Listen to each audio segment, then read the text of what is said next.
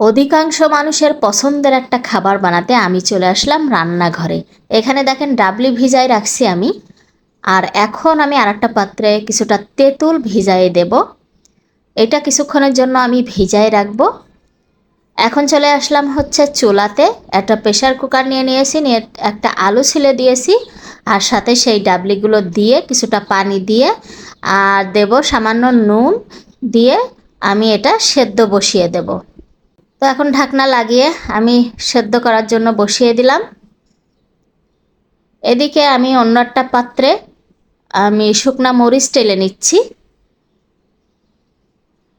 তো আমার তেঁতুলটা ভিজানো হয়ে গেছে। এইটা এখন আমি এর তেঁতুলের যে মারটা এটা বের করে নেব।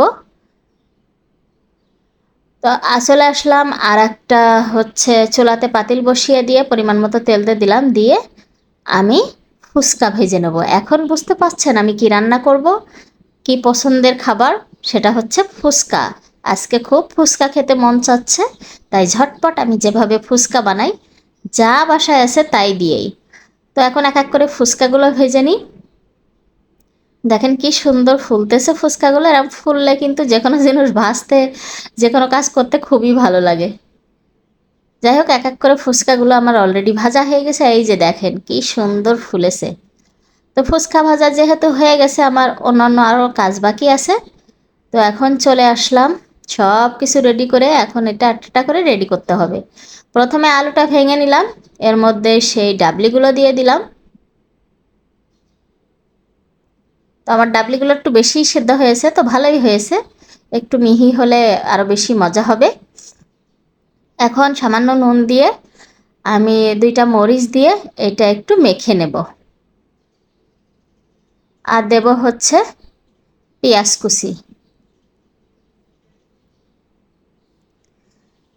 আসলে সব সময় দেখা যায় বাইরে যেয়ে খাওয়াটা পসিবল হয় না। মানে হঠাৎ এখন আমার খেতে মন চায়, আর আমি ট্রাই করি আমার যখন যেটা খেতে মন চায় আমি খাওয়ার জন্য। তো দেখা যায় বাইরে যদি না যেতে পারি বাসায় তৈরি করে ফেলি। তো এখন নিয়ে আসলাম সেই তেঁতুলের মারটা, এর মধ্যে আরও কিছুটা পানি দিয়ে দিলাম। দিয়ে দিচ্ছি নুন, মানে সাদা লবণ বিট লবণ দুইটাই দিয়ে দিচ্ছি। এরপরে দিলাম ধনিয়া গুঁড়ো, তারপরে দিচ্ছি মরিচ গুঁড়া, মানে চিলি ফ্লেকও বলতে পারেন আর মরিচ গুঁড়াও বলতে পারেন। এরপরে দিয়ে দিচ্ছি চিনি। আসলে অনেক কিছু দেওয়ার দরকার, বললামই তো আমার হাতের কাছে যা ছিল আমি তাই দিয়ে ঝটপট বানিয়ে নিয়েছি। দিয়ে দিচ্ছি কাঁচামরিচ, কাঁচা পেঁয়াজ, সব কিছু দিয়ে খুব ভালো করে মিশিয়ে নেব। তো নিজে বানানো যাই হয়েছে আলহামদুলিল্লাহ। মানে ইনস্ট্যান্ট তো মানে আত্মার স্বাদটা মিটছে, আর কিছুর দরকার নেই।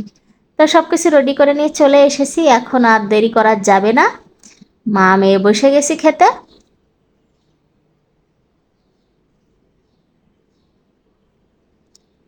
এখানে হয়তো বা কয়েকটা মশলা বেশি দিলে বেশি স্বাদ হতো, বাট আমার সময় কম। সময় কম বলতে আসলে প্রচণ্ড গরম পড়তেছে এখন। তো এই গরমের মধ্যে এটা রেডি করা যে কি টাফ রে ভাই, এটা একটা করে সব কিছু রেডি করা খুবই টাফ। যার কারণে আমি যতটুকু পেরেছি এর বাইরে আর কিছুই করিনি। না, এর বাইরে আর কিছু করে খাওয়া যাবে না, যেতটুকু হয়েছে এইটুকু আলহামদুলিল্লাহ। শুধু একটু মানে মনের তৃষ্ণাটা মিটলেই হবে। তো যাক, আলহামদুলিল্লাহ ভালোই ছিল, খুবই ভালো লেগেছে। তো কেমন লেগেছে আমার আজকের ভিডিওটা সবাই কমেন্ট করে জানাবেন। ভালো থাকবেন, আমাদের জন্য দোয়া করবেন। বিদায় নিচ্ছি, আল্লাহ।